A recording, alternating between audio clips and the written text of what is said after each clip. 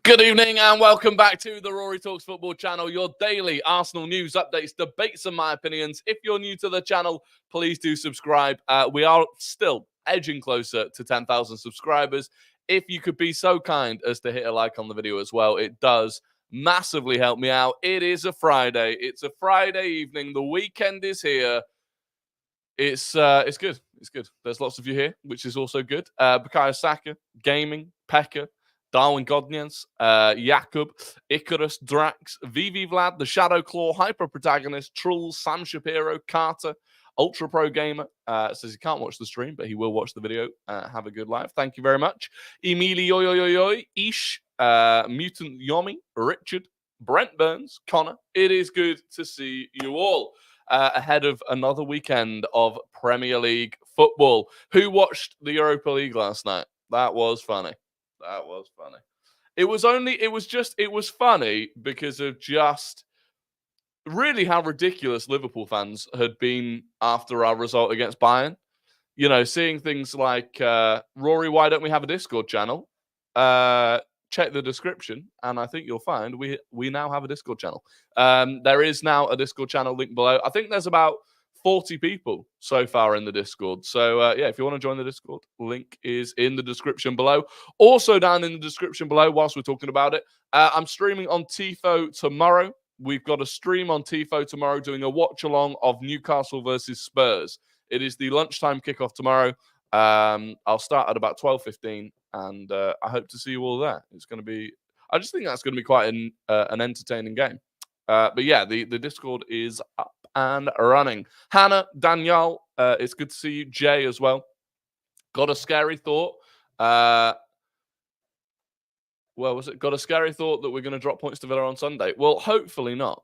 Hopefully not. Xhaka invincible treble. We will be there. Look, if anyone's going to do it, I hope Granit Xhaka does it. If anyone's going to do it.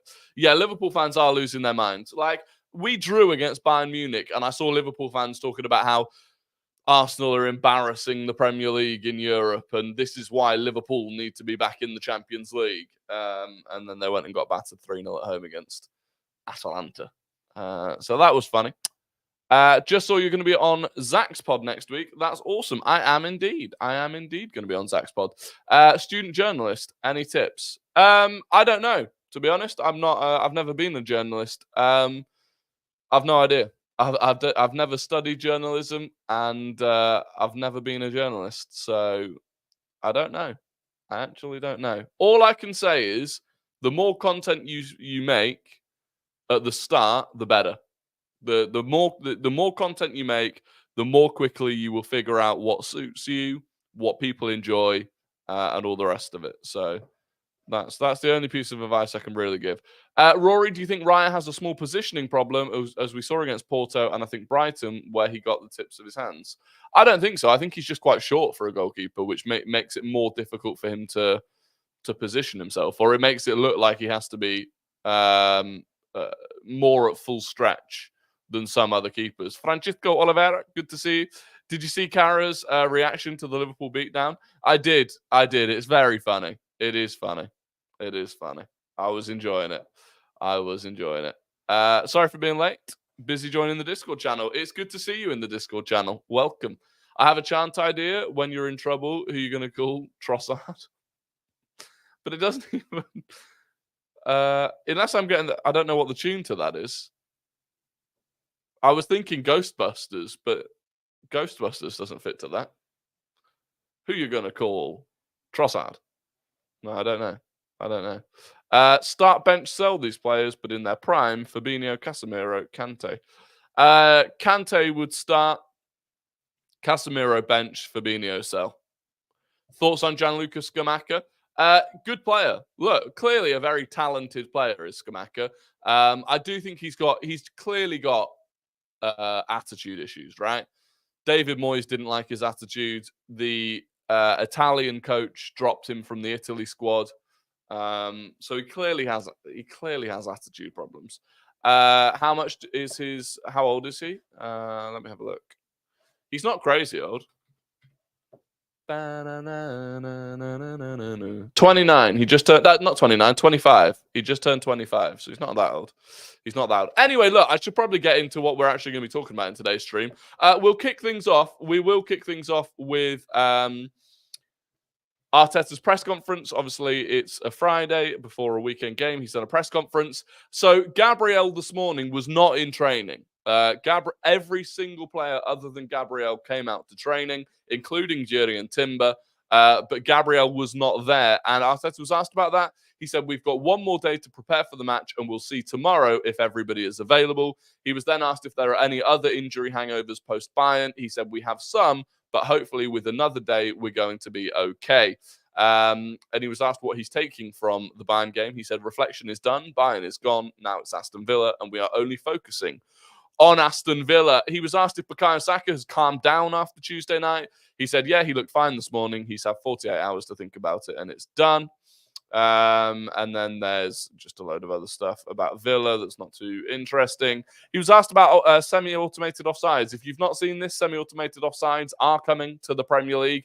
It's actually not going to be at the start of next season. It's going to be, they reckon, after the first autumn international break.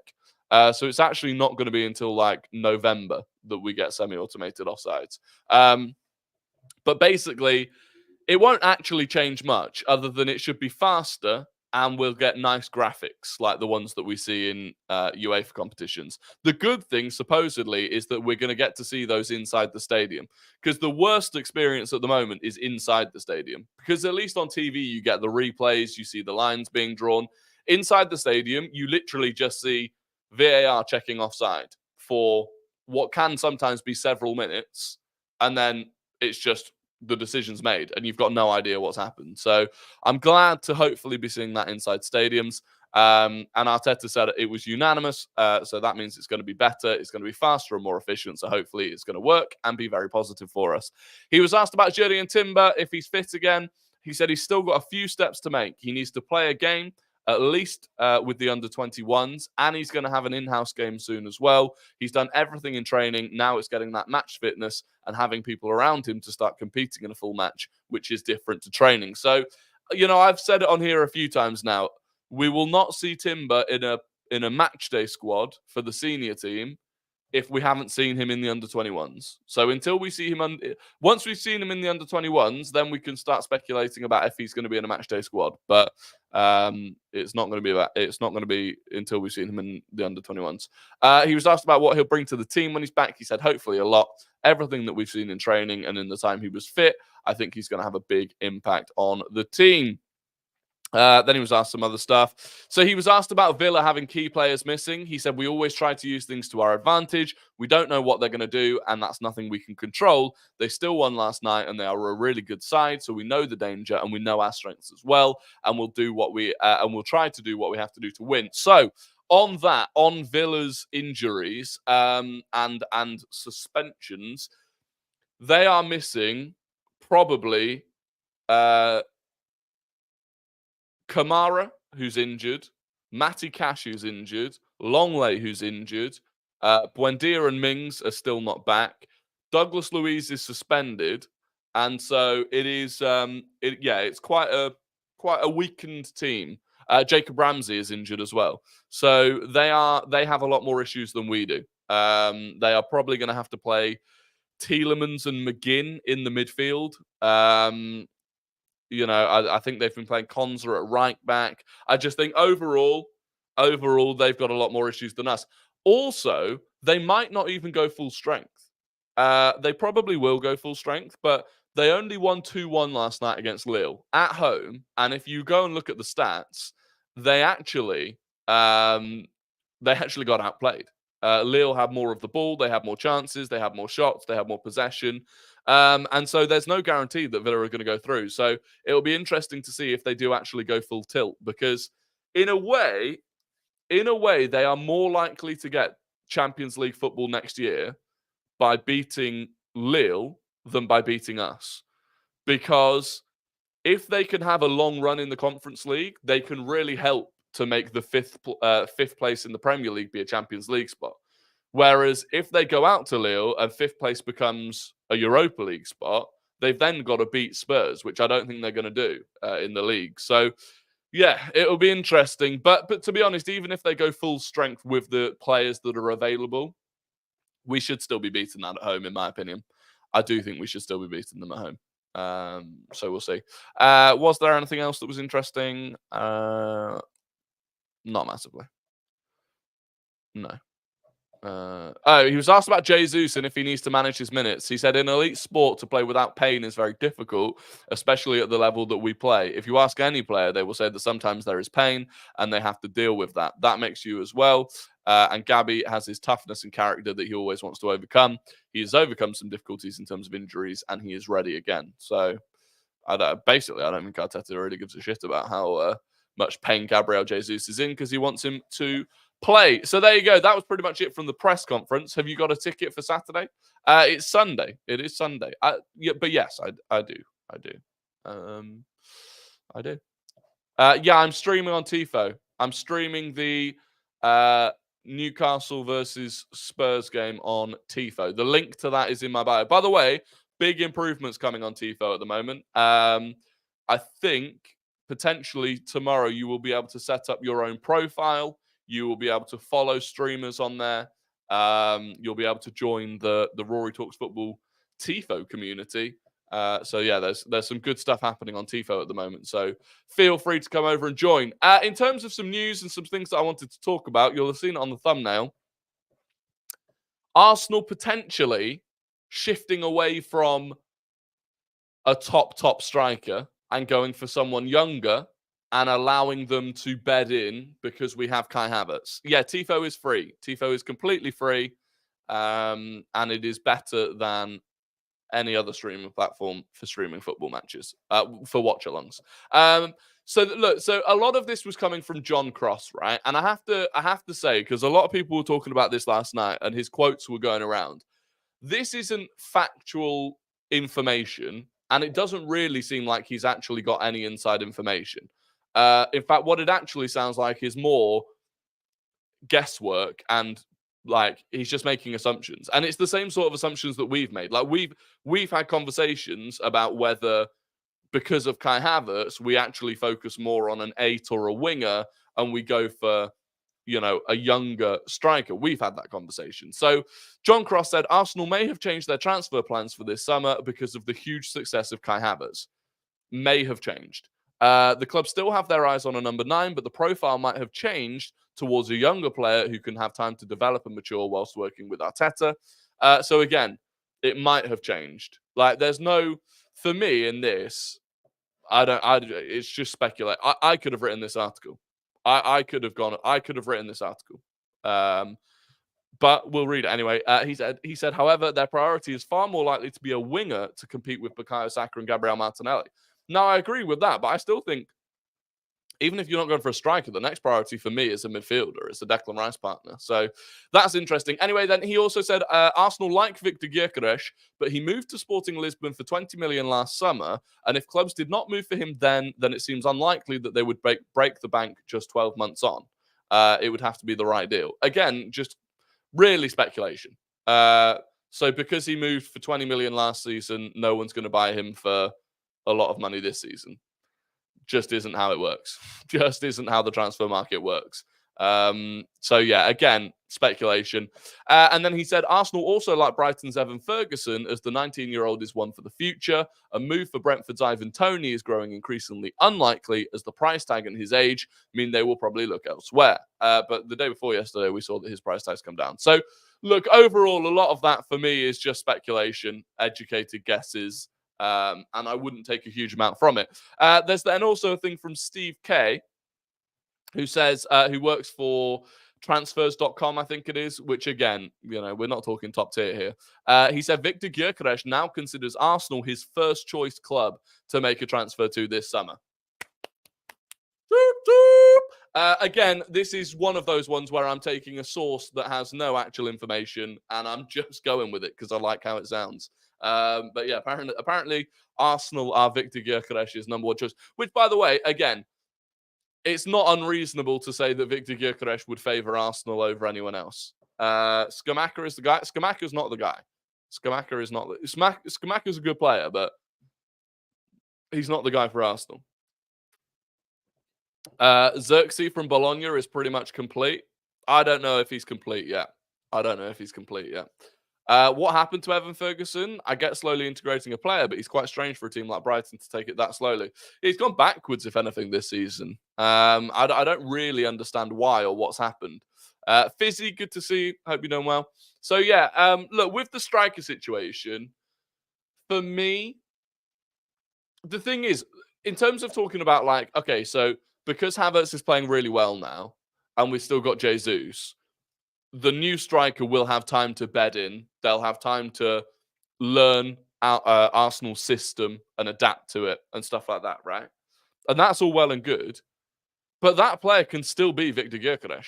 Like, that can still be like, even if you went out and got a top striker, I'd still want them to be given that time. I do, like, if you go and buy a top striker and then throw them straight in, like, it's an unnecessary risk, and it's going to be difficult for them. $5 super chat from Bermuda Gooner. Thank you very, very much, Bermuda Gooner. It says, I bet against Liverpool. The rhetoric is that Liverpool will poor with no positives for Atalanta's great team play. That I agree with. I agree with that. Everyone comes out and talks about how bad Liverpool were. Atalanta were really, really good. And I feel like they're not getting the credit for it. Like, the goals that they scored, all right, the first one, Kelleher makes a mistake, but the move for it is really nice. The second one's brilliant. And the third one, to be fair, the third one is poor from Liverpool. But yeah, Atalanta didn't really get the credit, I thought, and the praise that they deserved for being... I mean, they're the first team to win at Anfield since Real Madrid in the Champions League, you know? I think that's the first time Liverpool haven't scored at Anfield in ages as well. So... Thoughts on Kelleher? I don't know how do you pronounce that name? Because the guy was pronouncing it on commentary last night, and I was like, I'm not sure that's right. But it's Charles de Ketelaere.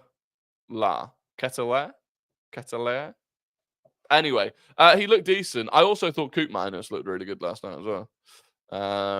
They've got some decent players, to be fair. Atalanta have got some decent players. They've got a good manager as well. Ketelaere.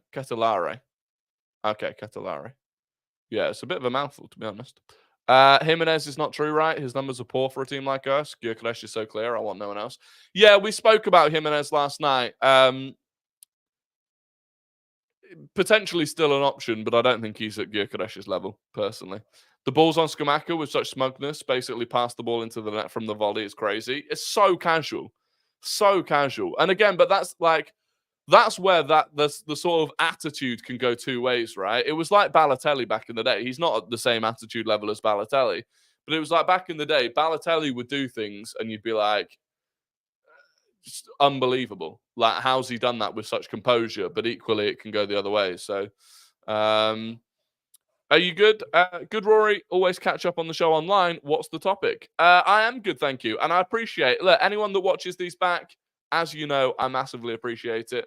The topic right now is Arsenal striker. And do we go for someone younger and less experienced and give them time because we've got Havertz and Jesus? Or do we still want to go for a top striker? Now, for me, I still want Gyökeres. That is still number one.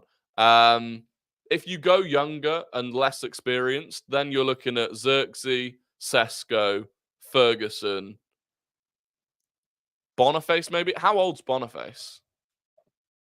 How old is Boniface? 23. Yeah, so you could go Boniface as well. Rory comparing CFC to a class who couldn't read was very, very funny. I don't even remember it. Oh, yeah, I did do that. I can't even remember where. Did I do that on stream yesterday? Maybe. No, Boniface is 23. He's 23. Well, according to FOTMob, he's 23. Evan Ferguson had my heart. I like Boniface too. Yeah, well, last season's Evan Ferguson would be fair. If we were going for last season's Evan Ferguson, I'd be interested. But this season, I don't know. Are you confident with Kivior at centre-back if Gabriel is out and Zinni at left-back, or must Tommy play? Tomiyasu has to play. Tomiyasu has to play. The biggest threat they're going to have is the right-hand side. It'll either be Leon Bailey or Moussa Diaby. Tomiyasu has to play. Absolutely has to play. I'll be very surprised if he doesn't. In terms of Kivior or Gabriel, I'd probably go... I mean, I'm just hoping that Gabriel's going to be fine. To be honest, I'm just hoping Gabriel's going to be fine. If he's not, Kivior... I think Kivior will be all right. It's Ollie Watkins. Do you know what? Because it's not like a big striker, it's not the end of the world if we don't have Gabriel. But we'll see. Besides from David Raya and Trossard, most of our squad is 25 or younger. Yeah, pretty much. Raya, Trossard, Jorginho, Partey. It's pretty much it that's over 25. How old's Isaac? He's like 20. He's like 23, 24. Alexander Isak, 24. Yeah, he's 24. Which remaining league fixture other than Spurs scares you the most? Other than Spurs? Do you know what? It shouldn't, but Wolves away. Just where Wolves away. Or is it Wolves away or is it Wolves at home, actually? I think it's Wolves away. Because it's... what are our fixtures? Yeah, it's Wolves away. It's Wolves away next weekend. So we play Munich. We play Bayern in Munich on Wednesday night. And then we play Wolves away on Saturday. And I just feel like either way off the back of that Bayern game, if we win, there's going to be a massive amount of adrenaline and celebrations. And then there's always a slump after that. Or if we lose, it's like mentally you've got to get yourself going again within 2 days, basically. So that game, I'm just like, it's just a tricky game. It's a tricky game. Because other than that, realistically, Chelsea at home, I don't think is a problem. Spurs away, obviously, you said other than Spurs away. Bournemouth at home, fine. United away, I just don't think it's going to be a problem. I just think the amount of chances that they concede, they've got so many defensive injuries. And then it's Everton at home on the final day, which should be fine. So yeah, I think for me it's that Wolves away one just looks a bit. I don't like it. Jesus and Zinni must be over 25. Oh yeah, they are. But they're not. To be fair, they're not a huge amount over 25. Jesus is 27, but only literally just turned 27. And Zinchenko is also 27 and only turned 27 in December. So United away doesn't bother me. Wolves away bothers me more than United away. I promise you. Maybe that's wrong, but I promise you, Wolves away worries me more than United away. Rory, Arteta has earned my trust to the extent that I believe he can coach Havertz to be that deadly cold beat striker. He could do. He could. I still don't think Havertz will ever be the absolute, he's just not going to be that sort of a striker. But he can definitely, Havertz can easily end up contributing 15 goals and 15 assists in a season. I really do believe that. What are your thoughts on Sesko? I like him, but I thought he looked really raw. In the games against Madrid in the Champions League, I was like, kind of gave me Darwin Nunez vibes in a way, in terms of how raw his finishing was. So yeah, I just don't think he'd raise. I don't think he'd raise the level of the squad. Thoughts on Joao Gomez from Wolves as a possible number 8 for Arsenal in the summer? Possibly. There's the other one I like is from Benfica. Joao Neves from Benfica. In fact, I'm going to bring him up for you. I was looking at Joao Neves today, and I like him. So he plays as basically as a 6 and an 8, but predominantly as a 6 for Benfica. 19 years old, 174 centimeters. What's that, like 5'10", 5'9", 80% aerial duels won. Top 99% or top 1% for touches. 3 goals and assists, but as a CDM doesn't matter massively. And he just looks quality. He just looks absolutely quality. Look at this. Look at this. Nearly 90% pass accuracy. Defending. Very, very, very good defensively. In possession.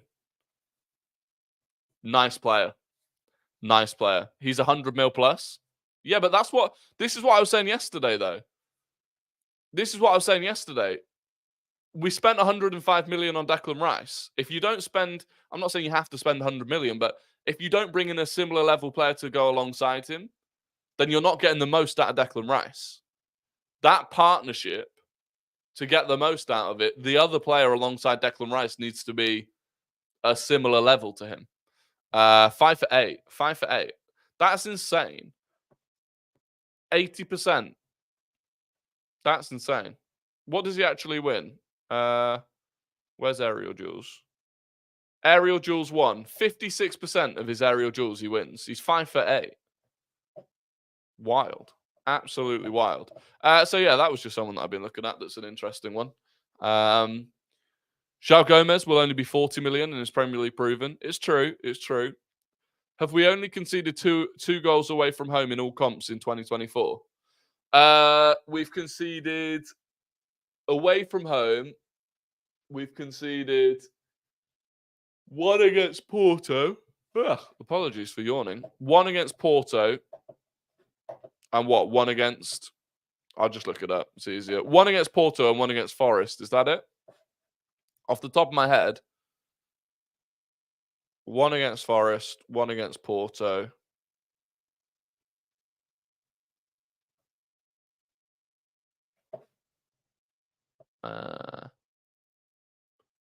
Yeah.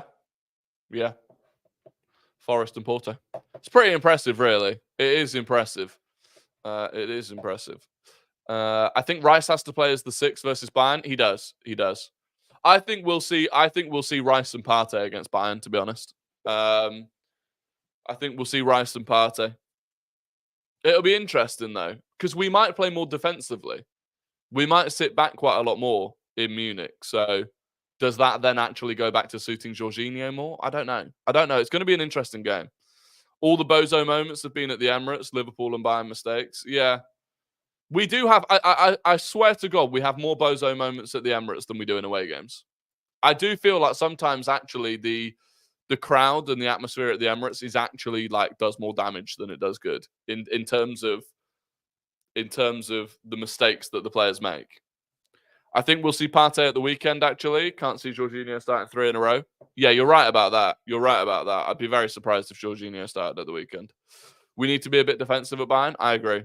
Don't underestimate Chelsea. They might just turn up because it's the almighty Arsenal. I just don't think they will. I just think we're a far better team than them. I just think we're a far better team. And it's one of those games where we'll show up. Chelsea at home will show up to it. We did it last year. I think it'll be fine. I think it's our players that feel more relaxed at home than just make sloppy mistakes. Maybe. Putting Rice in the 8 makes us worse defensively, regardless of who we pair him with. Well, given the current group of players, yeah, but that's because Jorginho and Partey, neither of them are exceptional defensive 6s. If you put Rice as the 8 and you had someone like a Palhinha as the CDM, as the 6, then you'd get more out of Rice. But it depends. You just have to have an elite 6, basically. But the market for that raw out-and-out 6 isn't it's not even that big, really. Even Joao Neves isn't really a proper 6. I think it's that our players feel more relaxed. Oh, no, I already read that. If Partey's fitness still is rusty against Villa, I'll be worried for the rest of the season. Yeah, I think he's not fully fit yet, in my opinion. From what I've seen, he's just permanently lost that pace, or he's not fully fit. Thoughts on Bakayoko? Perfect cover for Saka, only 35 to 40 million. He's one of the options. He is one of the options for sure. Him, Williams. I mean, I still really quite fancy Elise, but I just don't think he'd make that move. I don't think he'd make that move. Anyway, it is time for Guess the Gooner, the game where I give you 5 clues about an ex or current Arsenal player, and you have to guess who that player is in the chat. First person to get it right wins the immense pride and respect of the Rory Talks Football community. So get your fingers on your keyboards. Clue number 1, they made their Premier League debut in 2019. They made their Premier League debut in 2019. Clue number 2, they have clue number 2, they have 26 goal contributions for Arsenal in 60 games. They had 26 goal contributions for Arsenal in 60 games. Clue number 3, they are 29 years old. Clue number 3, they are 29 years old. Clue number 4, Arsenal is not the team that they've made the most appearances for. Arsenal is not the Premier League team that they've made the most appearances for. And clue number 5, they have made 33 appearances for Belgium. They have made 33 appearances for Belgium. There were lots of guesses coming in. Saka, Pepe, Saliba, Tomiyasu. Right, I've gone all the way to the top, so we're not getting VAR checked. We are not getting VAR checked. And we're scrolling, we're scrolling, we're scrolling, we're scrolling. And the winner is Carl. Carl has won it. It was indeed Leandro Trossard. And Carl has won it. K was second. Francisco Oliveira was third. TMT was fourth. And Nithin was fifth. So there you go. Congratulations. It was indeed Leo Trossard. How much do you see being spent in the transfer window? About 250 million, I reckon. About 250 million is what we'll spend. But that will include outgoings. We'll need to make some sales to do that. The coefficient is basically in the mud if Liverpool and West Ham get knocked out, and pretty much impossible if Arsenal get knocked out, also because of the matchup. Well, it's not fully in the mud, but because basically at this point, Italy have done it. Italy have come top 2 because of how far ahead they are. So then it comes down to England and Germany. They're basically the England and Germany are basically fighting for the other spot. We still have 5 teams in it. Germany only have 2. Germany have Bayern, Dortmund, and Leverkusen. Leverkusen are probably going through. So then it comes down to Bayern and Dortmund. And a lot of that is going to be on us. If Bayern beat us, that's huge relative to if we beat Bayern. So, yeah, it's kind of in our hands. And obviously then we've got Villa and Man City who could go all the way, which would help. But, yeah, it'll be interesting. It will be interesting. I mean, it doesn't really bother me either way. To be honest, I think Villa are going to finish 5th. So I think if I thought Spurs were going to finish 5th, I'd care more because it would be hilarious if Spurs didn't make it. But do you want 5 teams to get in? Better for us if Spurs have something to play for against Pool and City. They want to beat us no matter what. Yeah, you're right. You're right. I do think if Spurs are fighting for that top 4 because we're not going to get 5 spots, that will force them to play better against City and Liverpool. But we'll see. Emil says he would love Madueke. I'm not against Madueke, by the way. I'm not against Madueke. We spoke about this. Oh, that was yesterday. That was why I compared Chelsea to set 8 yesterday.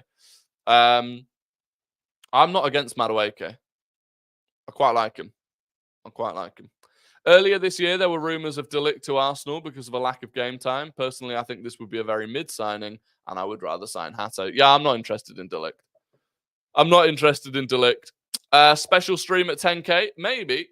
We need to get to 10,000 subs first. So another reminder, if you're not already subscribed, please do head down below and click the subscribe button. But yeah, maybe I will. Noni Madueke is fucking ass. His decision-making is really poor. But I said this yesterday. Is his decision-making poor, or is he in a terrible system that no one knows what to do in? That's the question you've got to ask yourself. Because I don't think his decision-making was poor at PSV. I don't. He has main player syndrome, maybe, but I don't think you'd have that at Arsenal. There's no way he could have main character syndrome at Arsenal, given the players that we've got. So, I don't know.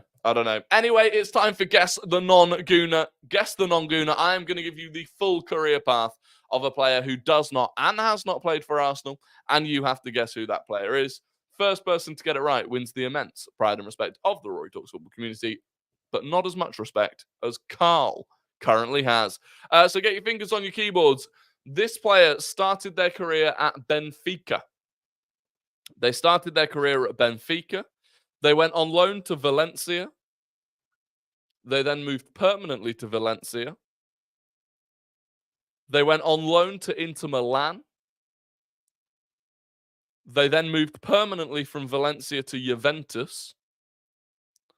They moved from Juventus to Manchester City. And from Manchester City, they've been on loan at Bayern Munich and are currently on loan at Barcelona. So, Benfica, loan to Valencia, Valencia permanently, Inter Milan on loan, Juventus permanently, City permanently, Bayern Munich on loan, Barcelona on loan, and lots of you have now got it, but who was first? It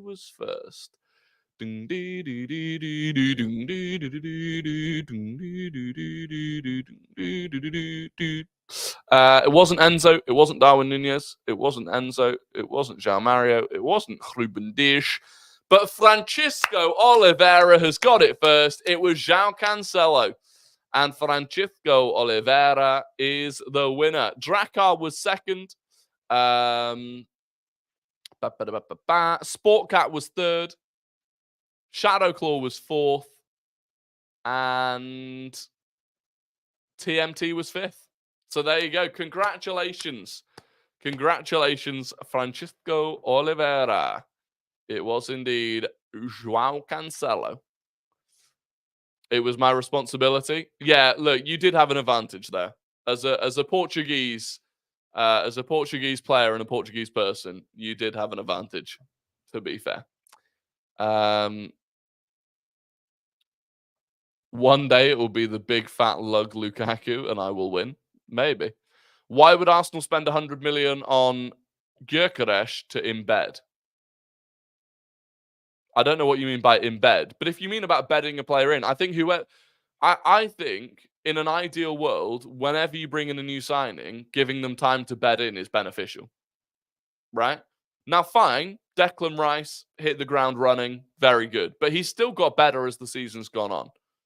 Kai Havertz took a long time to bed in. We probably wouldn't have been starting him week in, week out if it wasn't for injuries. So there's nothing wrong with taking a bit of time for someone like that, I don't think. Liverpool's confidence is probably zero, but also I think they might want to give a reaction and play really well at the end of the season. I agree. Look, I've seen some people writing Liverpool out of the title race at this point. I think that's premature. You can't write them off. And even though they've got that really tricky period of away games, so they play Crystal Palace at home at the weekend. They should win that, no problems. Then they play Atalanta away, where they might go full strength, full pace, and try and win it 4-0. I don't know how they'll play. And then they've got, within the space of 9 days, they've got Atalanta away, Fulham away, Everton away, West Ham away, right? Now, that is tough, but equally, on paper, it's Crystal Palace, Fulham, Everton, and West Ham.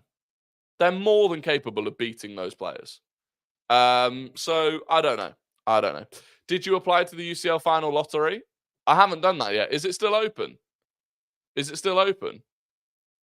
I should probably apply to that because, to be honest, even if Arsenal don't get there, it's at Wembley. It's just down the road, so I'll just go. I should probably apply to that. Is it still open? Until the 16th? We're good. I'm going to do that. I'm going to apply for it. Because Arsenal are only going to get 25,000 tickets anyway, which is mental. Well, if we got there, we'd only get 25,000. Rory, honestly, I don't know why Liverpool can keep it up. They've been doing fraud from the beginning of the season. No, I agree to an extent. That these the results that Liverpool were getting didn't match up with the performances they were putting in. Right? I do agree. But they've only got to do it for a few more games.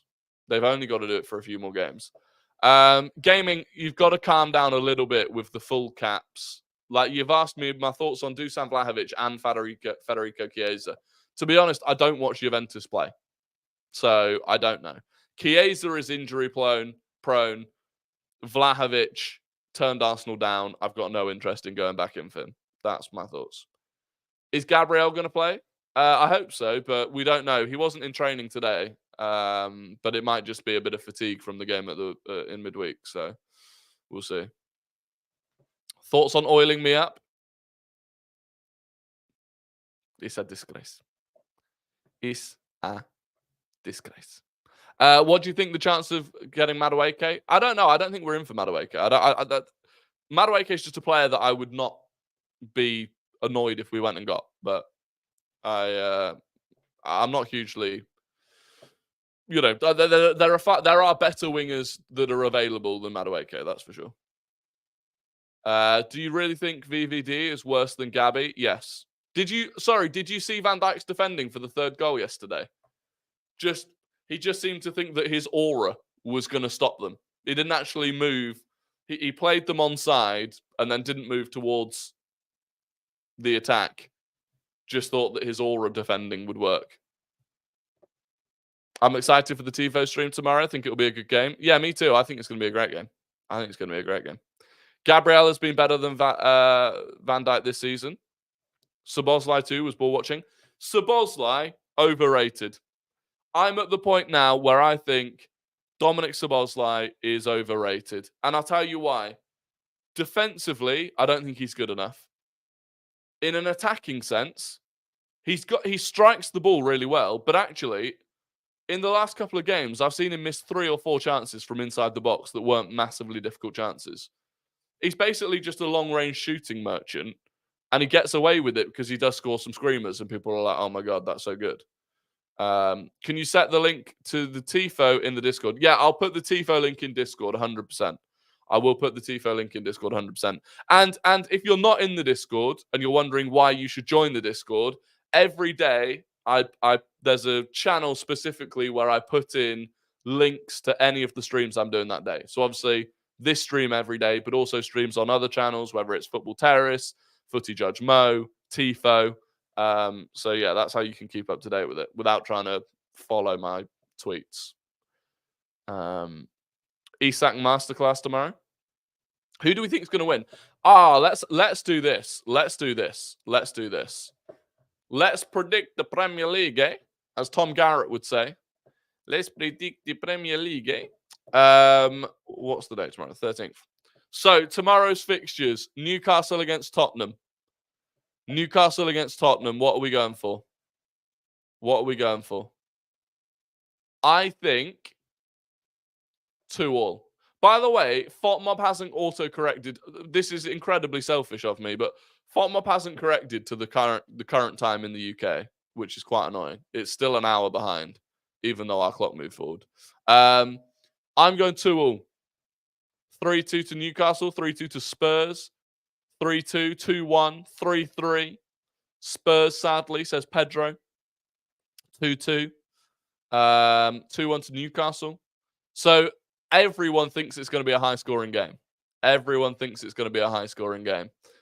it's going to be a good game. I do think it'll be a good game. Brentford against Sheffield United. Brentford win. I think a Brentford win. I think that's a nice matchup for Brentford. Copy my predictions. I apologize. Great minds, as they say, Jakob. Great minds think alike. 2-1 Brentford, 2-1 Brentford, 3-1 Brentford, 2-0 Brentford. 2-1 Sheffield. TNT going against the tide. 2-1 Sheffield. But yeah, everyone else thinks Brentford. I think Brentford. That's pretty solid. Burnley against Brighton.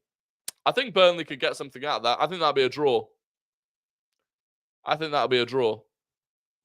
1-1. 1-1 draw. My brother said that there's a rule that every Premier League team must have at least one British player. It's more than that, John. Well, so basically, John, do you mean starting 11 or squad? Because every Premier League squad has to have at least 7, I think, homegrown players. Now, technically, a homegrown player cannot be British, but 2-1 Brighton, 1-0 Brighton, 2-2, 1-0 Brighton. Brighton have fell off, shockingly. Brighton 2-0, Brighton 4-1. It's 7, I think, John. 7. You got to, but the rule is that they have to be homegrown, not British. So you can be homegrown if you play in England for 3 years before you turn 21. I don't think there's a specific rule about being British. Man City against Luton. Man City are going to piss all over them. Let's be honest. I think they'll rest Rodri as well. You know how Rodri said that he's feeling really tired? I think they'll rest Rodri for this game.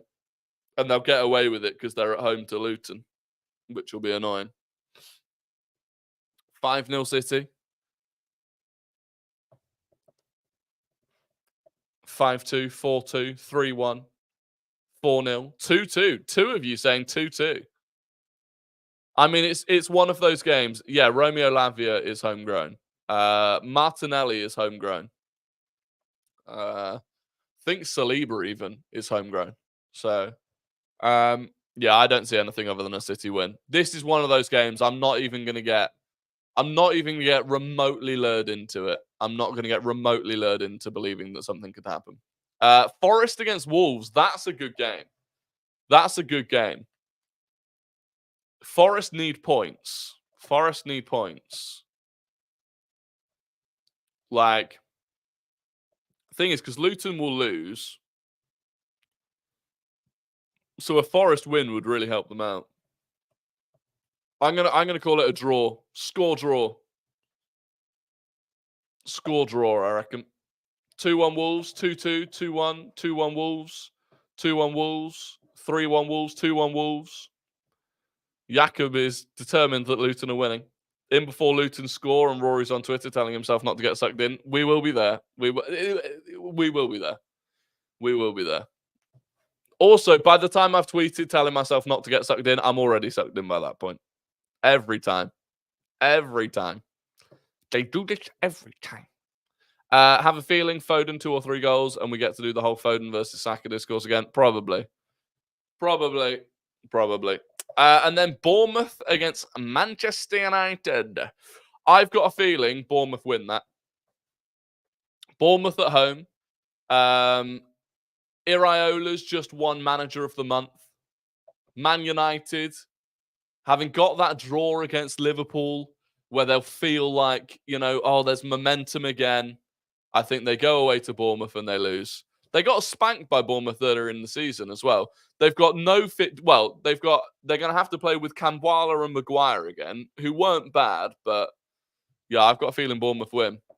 3-1 Bournemouth, 1-1, 2-1, 3-1. United are crap. 2-1, 1-1. Bournemouth are a better footballing side than Man United. Genuinely not even wrong. You're genuinely not even wrong. Ten Hag to get the sack. I think they'll give him until the end of the season at this point. I think they'll give him until the end of the season and he'll go. Calling a Bournemouth 2-1. United will lose to a defensive howler. Maybe.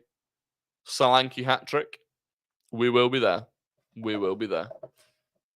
We will be there. No, I just think that game is set up perfectly for Bournemouth. It really is. Look, anyway, that is going to be the end of the stream. I massively appreciate all of you for joining. It's a Friday evening. I hope you go and enjoy your evening. Hope you have a fantastic weekend. We will be live 12:30. Well, 12:15 it'll start, but 12:30 tomorrow. Newcastle versus Tottenham on TIFO. The link to that is in the description below, as is the link to the Discord server. If you can subscribe, drop a like before you jump off as well. As always, it massively helps me. But yeah, until then, I'll catch you all tomorrow. There will be a stream on here tomorrow evening as well, as normal. And yeah, other than that, have a good evening and goodbye.